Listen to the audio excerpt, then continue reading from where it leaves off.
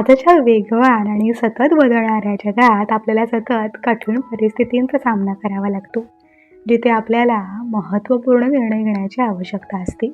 पण आपण योग्य निर्णय घेत आहोत याची खात्री कशी करायची? बरं, आजचा व्हिडिओ श्रीकृष्णाने भगवद्गीतेत सांगितलेल्या 8 निर्णय घेण्याच्या नियमांबद्दल आहे. हे नियम केवळ आध्यात्मिक ज्ञानासाठी नाहीत, तर ते आपल्या दैनंदिन जीवनात आपल्यासाठी मौल्यवान धडे देखील आहेत. चला तर मग चांगले निर्णय घेणारे बनण्यासाठी हे नियम जाणून घेऊया. कल्पना करा की तुम्हाला एखादी नोकरी ऑफर केली गेली आहे. त्याचे तुम्ही स्वप्न पाहत आहात, परंतु ते एका वेगळ्या शहरात आहे. एकीकडे तुमची आवड तुम्हाला त्या नोकरीकडे बोलावत आहे, पण दुसरीकडे तुमचे कुटुंब, तुमच्या जबाबदाऱ्या तुम्हाला अडकवून ठेवत आहेत. अशा कठीण परिस्थितीत तुम्ही काय कराल? आपल्याला ज्या अनेक दैनंदिन समस्यांचा सामना करावा लागतो, त्याचे फक्त हे एक उदाहरण आहे, जिथे आपल्याला कठीण निर्णय घ्यावे लागतात. पण काळजी करू नका, या व्हिडिओच्या शेवटी तुम्हाला सुज्ञपणे निर्णय कसे घ्यायचे हे अधिक चांगले समजेल. भगवंत श्रीकृष्णाने भगवद्गीतेत योग्य निर्णय घेण्यासाठी सांगितलेला पहिला नियम म्हणजे अत्यंत भावनेच्या भरात निर्णय घेणे टाळा. भगवद्गीतेतील अध्याय 2 श्लोक 14 मध्ये श्रीकृष्ण म्हणतात की जेव्हा आपण खूप आनंदी किंवा खूप दुःखी असतो, तेव्हा आपला मेंदू थोडी वेगळी प्रतिक्रिया देतो. त्यामुळे अतिभावनेतून निर्णय घेणे टाळा, कारण भावना या तात्पुरत्या असतात. दैनंदिन जीवनातील उदाहरण बघूया. जेव्हा आपण खूप रागवतो तेव्हा आपण आवेगपूर्ण किंवा घाईघाईने निर्णय घेतो, ज्याचा आपल्याला नंतर पश्चाताप होऊ शकतो, किंवा अशा परिस्थितीत घेतलेला निर्णय आपल्याला वाईट परिस्थितीत घेऊन जाऊ शकतो. योग्य निर्णय घेण्यासाठीचा दुसरा नियम म्हणजे स्वतःला निकालापासून अलिप्त करा. गीतेच्या अध्याय 2 श्लोक 47 मध्ये श्रीकृष्ण म्हणतात, तुमचं तुमच्या कृतीवरती नियंत्रण आहे, परंतु परिणामांवरती नाही. याचा अर्थ असा आहे की निर्णय घेताना आपण परिणामांवरती लक्ष केंद्रित करू नये, तर कृतीवरती लक्ष केंद्रित केले पाहिजे. उदाहरणार्थ, जर तुम्हाला 2 नोकरीच्या ऑफरमधून निवड करायची असेल, तर तुम्ही नोकरीच्या जबाबदाऱ्यांमध्ये लक्ष केंद्रित केले पाहिजे, पेमेंट किंवा सॅलरी यावरती नाही. योग्य निर्णय घेण्यासाठीचा नियम तिसरा म्हणजे जे समाजासाठी चांगले आहे ते तुमच्यासाठी चांगले आहे. भगवद्गीतेच्या अध्याय 17 श्लोक 28 मध्ये भगवंत श्रीकृष्ण म्हणतात, जी गोष्ट समाजासाठी चांगली नाही ती तुमच्यासाठी कधीही चांगली असू शकत नाही. तुमच्या कोणत्याही कृतीमुळे तुमचे भले होत असेल, पण इतरांचं नुकसान होत असेल, तर तो निर्णय तुम्ही घेऊ नका. उदाहरणार्थ, जर तुम्ही तुमचे घर स्वच्छ ठेवत असाल, पण तोच कचरा जर तुम्ही तुमच्या आजूबाजूला किंवा रस्त्यावर फेकत असाल, तर त्याचा परिणाम शेवटी तुमच्यावरच होईल, कारण त्यामुळे आजूबाजूला आजार वाढतील आणि शेवटी त्याचा परिणाम तुमच्यावरच होईल.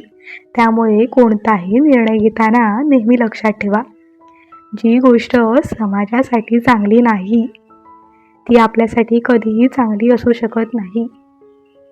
त्यानंतर योग्य निर्णय घेण्यासाठीचा नियम चौथा म्हणजे ज्ञानी आणि अनुभवी व्यक्तींचे मार्गदर्शन घ्या.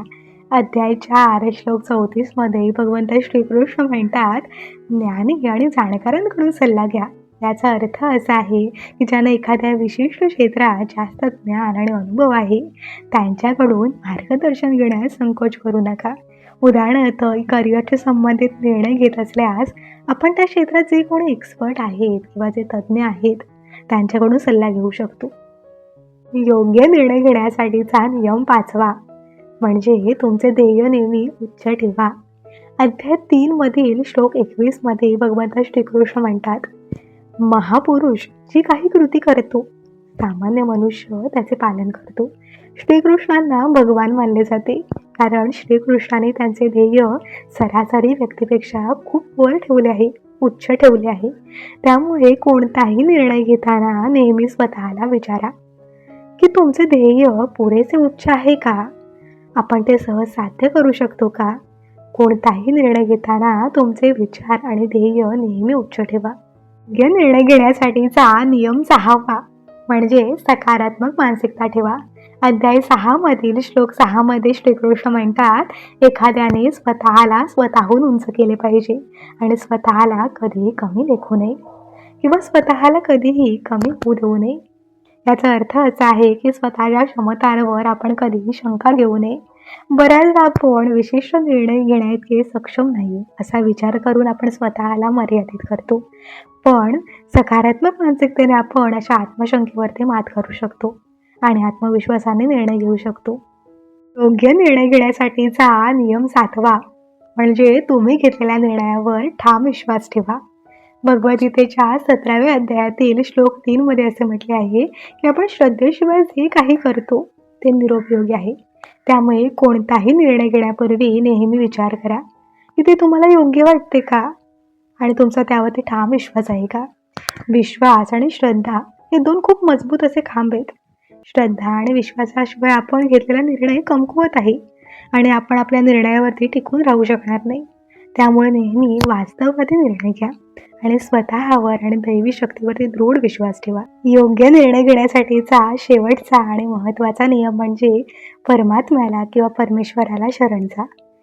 भगवद्गीतेच्या अध्याय 18 मधील श्लोक 66 मध्ये भगवंत श्रीकृष्ण म्हणतात, सर्व प्रकारचे धर्म सोडून द्या आणि फक्त मला शरण जा. मी तुम्हाला सर्व पापी प्रतिक्रियांपासून मुक्त करेन.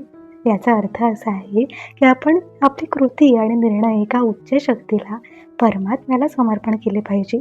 तसे जे काही घडते ते आपल्या चांगल्यासाठीच घडते या वाक्यावर दृढ विश्वास ठेवा. तर हे होते भगवद्गीतेमध्ये सांगितलेले निर्णय घेण्यासाठीचे 8 नियम जे की आपल्याला योग्य निर्णय घेण्यासाठी मदत करतात. तर पुढच्या वेळी कोणताही निर्णय घेण्यापूर्वी या नियमांचा नक्की विचार करा. मी अपेक्षा करते की या व्हिडिओमध्ये सांगितलेली माहिती तुम्हाला आवडली असेल. तुम्हाला व्हिडिओमध्ये सांगितलेली माहिती आवडली असेल तर ते मला कॉमेंट करून नक्की सांगा. व्हिडिओला लाईक करा आणि व्हिडिओ इतरांसोबत शेअरही करा. व्हिडिओ इथपर्यंत पाहिल्याबद्दल मनापासून धन्यवाद.